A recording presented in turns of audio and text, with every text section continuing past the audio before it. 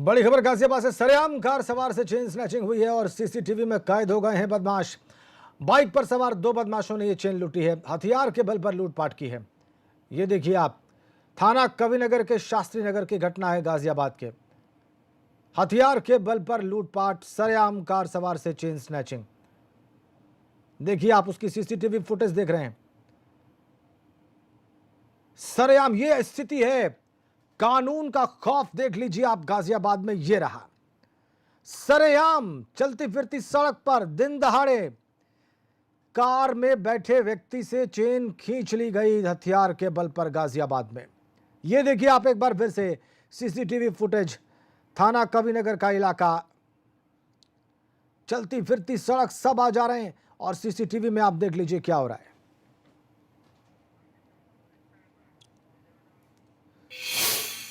और बड़ी खबर, बीजेपी ने देवरिया सीट पर अपना उम्मीदवार घोषित कर दिया है। सत्य प्रकाश मणि को बीजेपी ने अपना उम्मीदवार बनाया है विधानसभा उपचुनाव के लिए। 3 तारीख को वोटिंग और आज बीजेपी ने अपना उम्मीदवार घोषित कर दिया सत्य प्रकाश मणि को।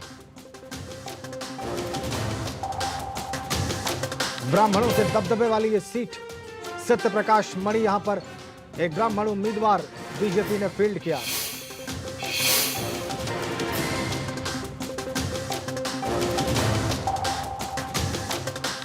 और फिरोजाबाद में आज कांग्रेस प्रत्याशी स्नेहलता बबली ने नामांकन पत्र भरा, लेकिन उससे पहले सैकड़ों की तादाद में कार्यकर्ताओं ने एक जुलूस निकाला और उस जुलूस में तकरीबन सभी कार्यकर्ता बिना मास्क लगाए नजर आए। जुलूस में धारा 144 और सोशल डिस्टेंसिंग की जमकर धज्जियां उड़ाई गई।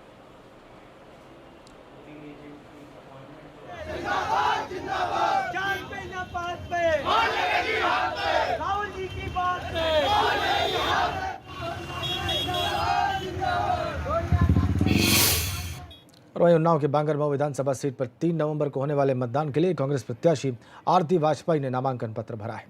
आरती वाजपेयी कांग्रेस जिला अध्यक्ष सुभाष सिंह और प्रस्तावकों के साथ नामांकन कराने कलेक्ट्रेट पहुंचे।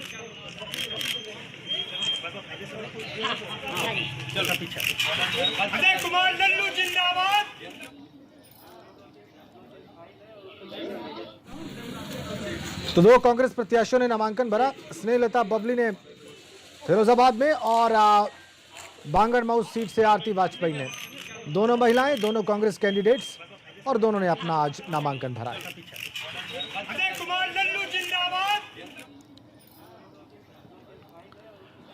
आप देखिए दोनों ही तस्वीरें नामांकन के वक्त की।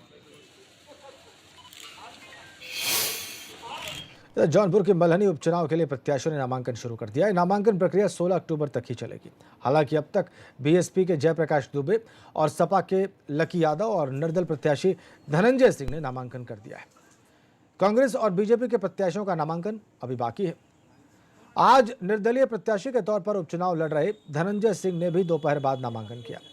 कई दिनों से कांग्रेस में जाने की अटकलें तेज होने के बाद जब कांग्रेस ने अपना प्रत्याशी घोषित किया तो धनंजय सिंह के पास निर्दल चुनाव लड़ने के अलावा कोई और चारा नहीं बचा। हालांकि धनंजय सिंह दावा कर रहे हैं कि साल 2002 में जिस तरह जनता ने उन्हें निर्दलीय चुनाव जिताया था, इस बार भी वही इतिहास दोहराया जाएगा।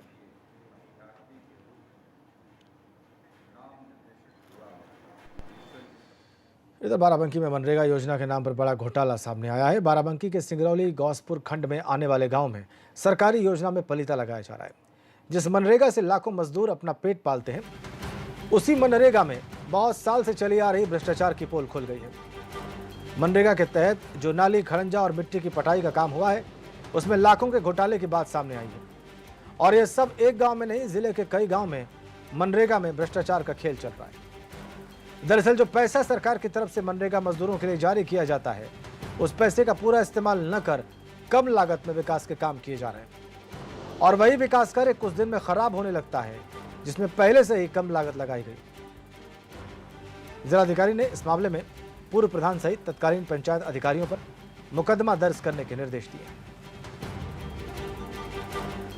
देखिए, समय समय पे शिकायतें आती रहती हैं, आप लोग के माध्यम से संज्ञान में आता है या फिर उस संबंधित ग्रामीण आते हैं या जनप्रतिनिधियों के माध्यम से, और उस पर अगर जांच में पाया जाता है कि वो शिकायत सही है तो तत्काल उसमें कार्रवाई होती है और ऐसे ही कार्रवाइयाँ निरंतर चलती आ रही हैं। ये आप जो बता रहे हैं प्रकरण, उसमें भी यही हुआ है। उसमें शिकायत पाई गई, उसमें सही पाई गई जांच में, और उसके बाद उसमें विधिक कार्रवाई जो नियम अनुसार है वो की जा रही है। इधर बदायूं में भी विधवा पेंशन में बड़ा घोटाला सामने आया है। कहा जाता है कि एक पत्नी अपने पति की लंबी उम्र की दुआएं मांगती है।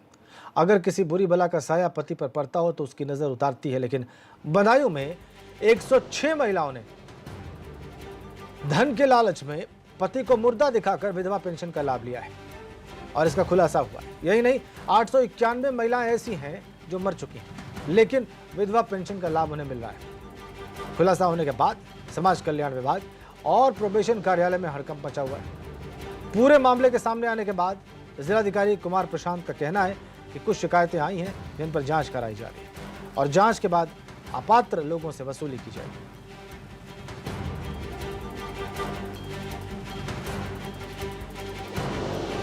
क्या मामला है? जी, इसमें शिकायतें आई हैं कि कुछ महिलाओं ने जिनके पति मृत नहीं थे उनको भी पेंशन जा रही है। उसकी शिकायत हमें प्राप्त हुई है, उसकी हम जांच करवा रहे हैं। और क्योंकि उसमें पात्रता ये है विधवा पेंशन में कि पति मृतक होना चाहिए, तो यदि वो पात्रता की शर्तें नहीं पूरी करती हैं तो उनके खिलाफ कार्रवाई की जाएगी और वसूली की भी कार्रवाई की जाएगी। कुछ महिलाएं खत्म भी हो चुकी हैं और लेकिन वो पेंशन फिर भी निकल रही है। वो पेंशन हम जांच करवा के वो रुकवा देंगे। ये एक सतत प्रक्रिया होती है, इसमें लगातार जो है इसमें जांच चलती रहती है और उसमें जो अपात्र होते हैं उनको हम रुकवा देते हैं, उनके खाते में जो पैसे गए रहते हैं उनको हम रिकवर करते हैं। अब खबर कौशाम्बी से है। यहाँ पर शिक्षा माफिया चंद पैसों के लालच में बच्चों की जिंदगी से खिलवाड़ कर रहे हैं। कोरोना काल में भी वो बेखौफ होकर स्कूलों का संचालन कर रहे हैं। जिले के मंझनपुर ब्लॉक के समरो स्थित सरस्वती ज्ञान मंदिर पब्लिक स्कूल में नर्सरी से कक्षा 8 तक की कक्षा चल रही है। बच्चों के बैठाने में भी किसी प्रकार की सोशल डिस्टेंसिंग का पालन नहीं किया जा रहा। एक छोटे से कमरे में 30 से 40 बच्चों को बैठाकर कक्षा चलाई जा रही है। स्कूल के जिम्मेदारों से जब कोरोना काल में कक्षाएं चलाने के बारे में पूछताछ की गई तो वो बच्चों के भविष्य का हवाला देते रहे। हालांकि जब इस बारे में बीएसए प्रकाश सिंह से बात की गई तो उन्होंने कहा कि कोरोना काल में स्कूल चलाने को लेकर शासन की तरफ से कोई गाइडलाइंस नहीं जारी हुई। देखिए, इस तरह से शासन या विभाग से कोई निर्देश नहीं प्राप्त। कक्षा 1 से 8 तक के विद्यालयों को चलाए जाने का कोई निर्देश नहीं है। ऐसे में आपके माध्यम से, आपके समाचार चैनल के माध्यम से कल जानकारी मुझे प्राप्त हुई। जैसे ही जानकारी हुई हमने खंड शिक्षा अधिकारी को मौके पर भेजा। मौके पर विद्यालय बंद पाया गया। उसके लिए एक समिति बना दी गई है, वो जाँच करके अपनी रिपोर्ट देगी और उसके खिलाफ कठोर कार्रवाई। और यहाँ रुक रहे हैं छोटे से ब्रेक के लिए।